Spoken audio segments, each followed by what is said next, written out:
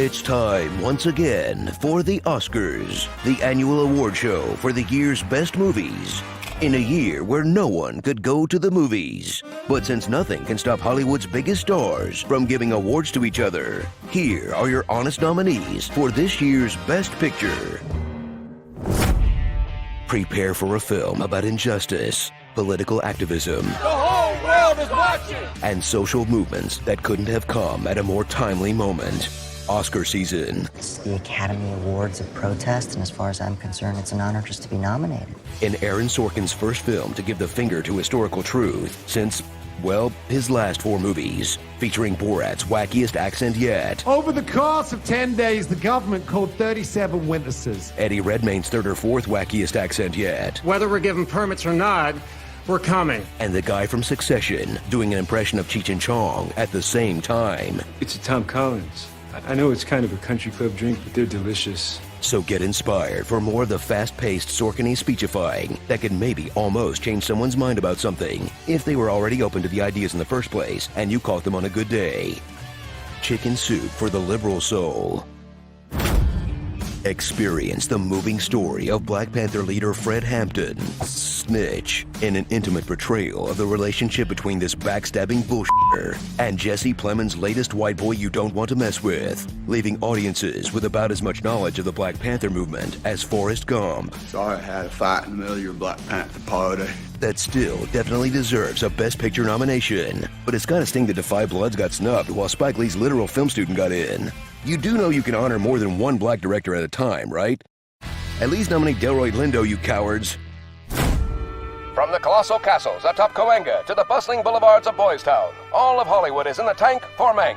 That compelling Kane chronicle from Fight Club frontman Fincher has everyone talking, from film historians to film festival programmers. Heck, even film preservationists want hanky-panky from Mr. Mankey. Don't have intimate knowledge of old Hollywood history? Well, hit the books, Junior. Any manjack who doesn't know their shearers from their selznicks is gonna get all flipped around before you can say Irving J. Thalberg. Oh, brother. Gary Oldman is the cat's pajamas as the man who put the Mank in Herman J. Mankiewicz, a fella who was half the actor's age when this all took place. Stop by the trailer for another layer of powder, Mr. Oldman. You'll get there. Plus, there's the lovely Lily Collins as Mank's secretary, who takes notes on all of his opinions. And the amazing Amanda Seyfried as Mank's friend, who listens patiently to all his opinions. And the transcendent Tuppence Middleton as Mank's wife, who sits quietly while he has his opinions. Great job, dames. Maybe you'll get some opinions of your own one day. After all, it's Tinseltown, where dreams come true. So grab your most patient grandparent for a retro revisionist roller coaster ride of righteousness, relevance, and rebuke that may look like a classic film, but unfolds with all the aimless filler of a modern-day 13-episode Netflix show. Take that, Mr. Punisher. You've just been manked what good. Prank Mankers. Meet Ruben, a hardcore rocker who loses his hearing, which is a nightmare scenario for a musician, and I guess pretty bad for drummers too. Watch him go through the 5 stages of grief with an extended stop in anger. I'm deaf! I'm deaf! Yeah, take that, donut. You've had it too good for too long. In this shoe-in to win all of the Sound Awards, and continues the Whiplash tradition of angry drummer movies that deserve Best Picture but won't win. And hey, at least Riz Ahmed is the first Muslim to ever get a Best Actor nomination. So, we're still hitting these firsts after almost 100 years at the Oscars, huh? Good for us, yay! Def Jam. Let Chloe Zhao's masterful direction sweep across the pristine beauty of America, most of the time.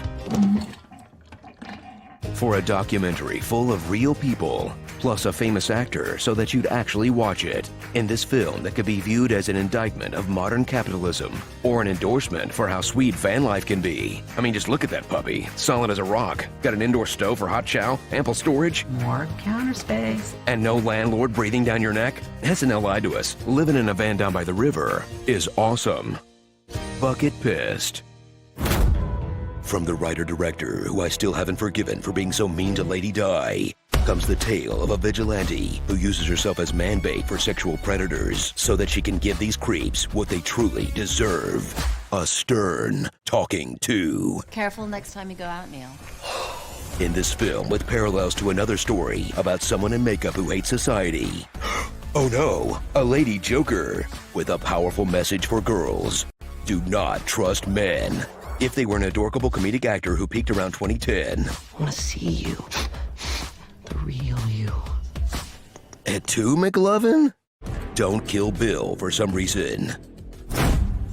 From the studio who brings you horror films that turn out to be elaborate metaphors about the notion of family or whatever, comes a movie about being an Asian family in America, which was already pretty scary without putting a Babadook or whatever in it. Return to the 80s, where despite what Stranger Things and Wonder Woman say, was not covered in neon everywhere. And meet the Yee family, a hardy band from California determined to get out of the chicken sexing business. In this stirring tale about how farming is really effing hard and marriage is even harder. But at least Mountain Dew is delicious. My favorite?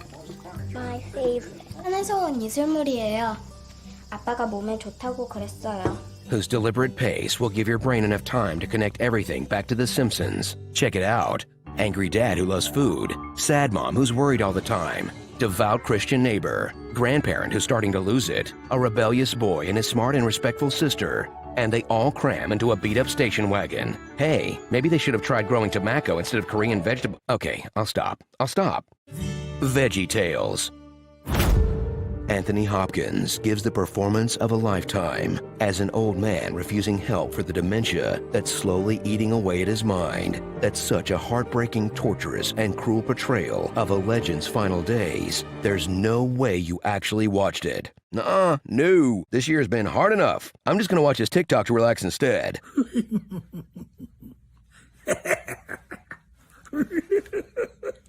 Never mind. The Downer. Starring all the things you actually decided to watch this year. Live-action cartoons. Live-action cartoons we took way too seriously. All the new Netflix shows. All of the old Netflix shows. All of Netflix until all that's left is cooking and real estate shows. And he's not even eaten a taco before. You're a taco virgin. Yep. You gotta eat a taco with me. I gotta be your first taco. Yeah. Okay, fine, those two. Lighting $60 on fire. Your cat. And the wall you glare at during your neighbor's loud parties when you know they aren't socially distancing because that's a studio apartment. And I would love to have company too, but some of us are being responsible. And I haven't felt the warm touch of another human being in months because of this wasted year that's flashing before my eyes. Brad. The Oscars 2021. I don't care what the Academy says. This scene from Money Plane was the purest moment of joy I had at the cinema all year. Whatever you want to wager on, the Money Plane has you covered. You want to bet on a dude an alligator. Money Plane.